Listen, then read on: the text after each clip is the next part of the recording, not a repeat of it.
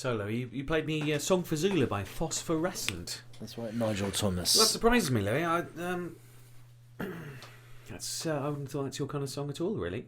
That is a song I've been listening to a lot recently. But you do like it? Why do you like it? It doesn't rock. It's quite long. Well, why on earth would you like a good piece of music like that, Louis? Okay, well, we both agree it's good. What's the matter with you? I would say... Is it connected to some memory, some positive memory that you had? Yeah, that song I've been listening to a lot recently. It's kind of haunting. In a way that, you know, Bowie's tune was haunting, but that I find that tune probably haunting. I discovered it after watching a documentary by Adam Curtis. Adam Curtis, he does these documentaries like I don't know if you hypernormalization. He does these BBC documentaries about trying to explain the world, but like it's set in history. It's set in history.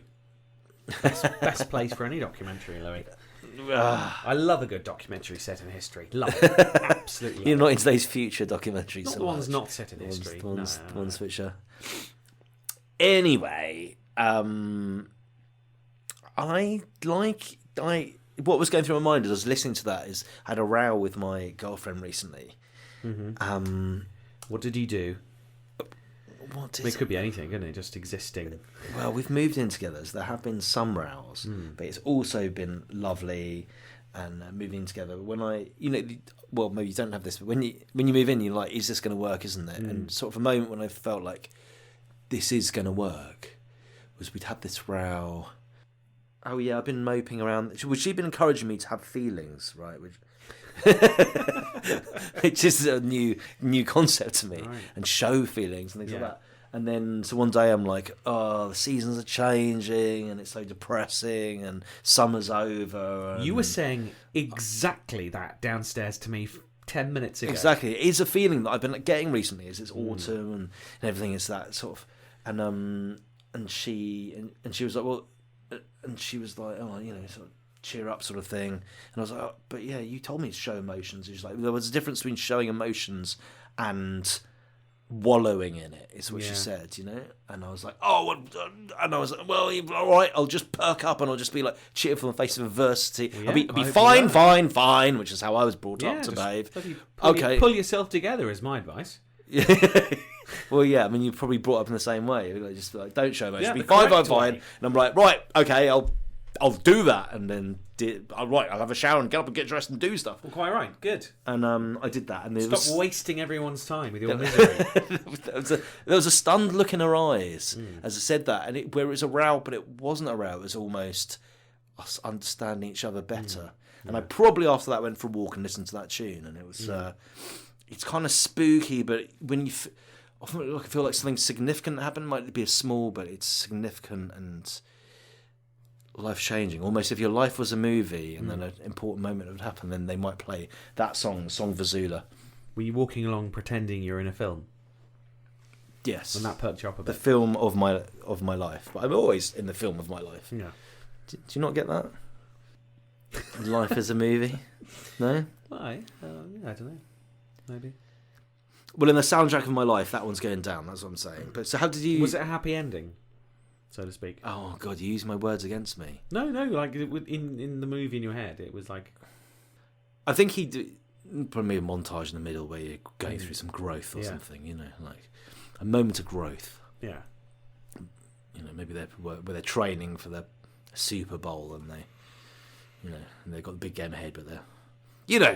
Anyway, maybe you don't. So you liked that one, did you? Yeah, it was good. Yeah, it reminded me a bit of sort of Smog, maybe, or like Sparkle Horse. Yeah, it was nice. I enjoyed it, but I'm surprised you did because you know it was a good piece of music. So. Ah, okay. Well, I do have taste. And that was I was just looking up while it's playing. It was from 2013. So does that count as new music? It's less than a decade ago. so maybe I could sneak that in.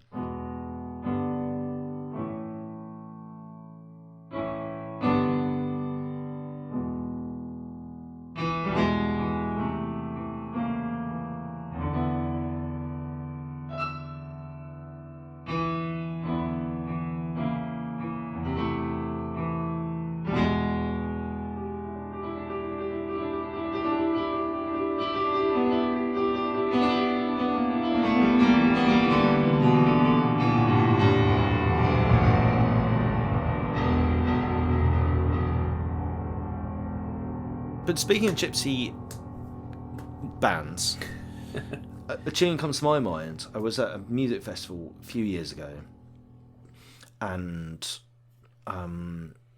What was the festival you attended? I don't know how open to be on this podcast. I've got I think you're allowed to say which slightly festival it rock and was. roll anecdote about this. Yeah? What did you say? What was it called? It's called something like Into the Woods or something. It was a smaller festival, and partying and drinking drugs had happened, and That you'd witnessed, yeah, go on. yeah, and my friends had disappeared off in a drugged up haze, and then I'd got chatting to some random people, and they're like, "Oh, come back to our van, you know, it's a laugh." So I went back to their van, and their van was an old ambulance that they converted into a camper van. Right? Nice. So having a drink in there, and then my friends who I'd lost, they gave me a phone call. Like, "Where are you?" And "Oh, come and join me. It's amazing. I'm in an ambulance." So And knowing you, naturally they assumed. naturally, they assumed I was like ill in an ambulance, and I was near the entrance. They came, like, and then there I was in the. So they came and found me, and they, "Oh, hey, come in," and they were like, "Whoa, we thought you were." Yeah, and anyway, hijinks ensued and fell out, and they ended up going home, and I ended up asleep under a tree. We can't publish this story, and then What's wrong with sleeping under a tree? It's people have been sleeping under trees for thousands of years. There's nothing wrong with sleeping under a tree. So anyway, everyone fell out. So they went home a day early, taking their tent. So I didn't have a tent. Sick of you. They went home early. So I found, but you know, like people will get a cheap tent and just leave it behind rather than they can't even be asked. Shouldn't do that. Shouldn't do that. But it worked in my favour because then I found you had your tree. You don't have to chop down a tree and take it with you. Do you? You leave it there. Yes. You want to leave it there. You don't take your trees with you. No, but It's do the take opposite. your tent. Do take your tent. Leave the trees. Anyway, and then I met a nice woman, and we had a lovely end of the festival. And she introduced me to. We went to this gig that was called. They called it something like the Monster Cayley Band, and they were proper sort of. It felt like sort of gypsy music. I don't know, some sort of traveller adventure. A new sound that I'd never heard before, and it was a bit like, you know, I found this new sound at a festival, so I'd like to play it for you. Was it you'd never heard sort of I never heard anything quite like it. Irish travelling music? I mean, it is, but it's a mashup of like, there's elements of like folk or gypsy or traveller music, but combined with modern day. I don't have the terminology, but you know, synths and things like that. You know, like like electronic music mashup to make and everyone went fucking crazy. People were dancing, everyone went crazy for it, and I felt like I've gone on this, you know, adventure into the woods, and I've discovered a new sound. Yeah. So would you like to hear a bit Folk of ska, let's do it, Monster Cayley Band? Let's do it.